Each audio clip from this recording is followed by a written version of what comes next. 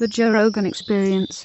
That's right. I wonder that, there's some people, I think, give them a quick dose, because I as well, I respect Brian, and it's further to my point, similar to the hunting argument. I happen to believe in God, but when I talked to Brian Cox, I got to the point where I was saying, all right, even though I believe in God and you are an atheist, although he said I don't call myself an atheist, I felt like we both got to the point where we said compassion, kindness, and love are the most important things. Yeah. So in this way, who cares so when how you say, get there? When you say you believe in God, do you believe in the traditional God of Christianity?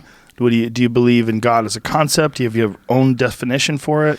That I believe that state of oneness and transcendence that you're talking about when you through your DMT experiences that says, love and kindness and love and awareness, I believe that is the most real thing. I think that preceded all matter, and I think that we can interact with it. So I don't believe God in just a Gaia way, that the whole world is like an interactive biological living breathing goddess. I believe that, and that we can commune with it. And furthermore, the relevance of it for me is that it suggests to me that we should be acting kindly and lovingly. And when we're thinking about how do we organise our systems, that our awareness of that energy, accessible to all of us, should be paramount in our understanding of how we organise.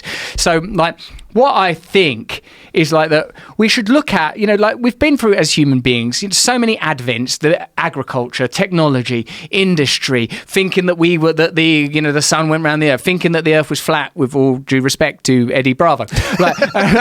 And before each of these realizations and each of these changes, we always think we're at the summit. We never know what's going to be the thing that's going to change. My suspicion is that what's going to change is the way we relate to consciousness and the way we see ourselves as individuals, that we start to have an understanding that becomes a priority. That thing you described of when I have come back from DMT trips, I recognize this is just an illusion and it's not real. I think that will I believe that we need to prioritize that and progressing along that line. What are the implications of this not being the most real frequency there is? How do we organize society on that basis? How does that affect how we relate to one another? How should we be governing? How does that affect justice? That should be in the mix, instead of how many fucking terrifying arachnoid weird gate robot motherfuckers can we cook up?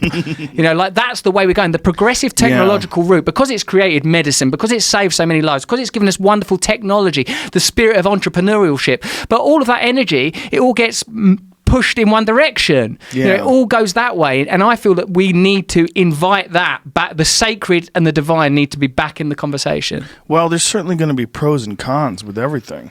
There's definitely pros and cons with the creation of technology.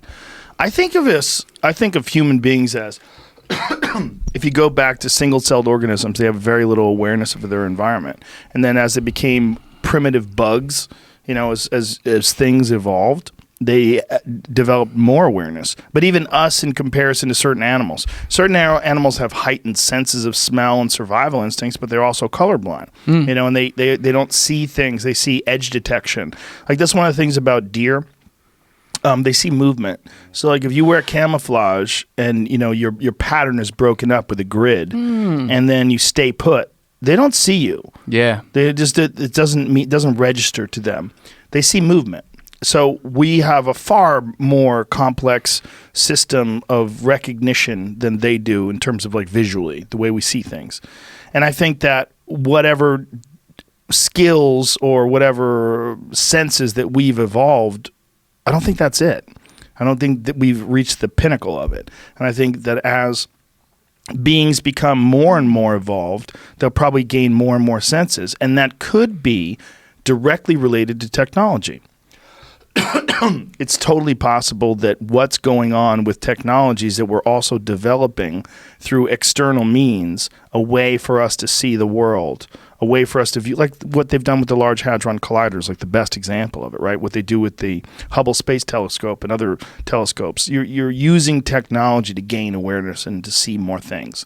And that this is the good side of technologies, that it's allowing us to have a far greater understanding of all the variables that surround us that we might not be able to detect with our senses. Yes. that this is a part of who we are. And then I think when you're talking about things like psychedelic experiences, that's probably another realm of understanding that we haven't really achieved yet, because we're still evolving as a species, as a thing.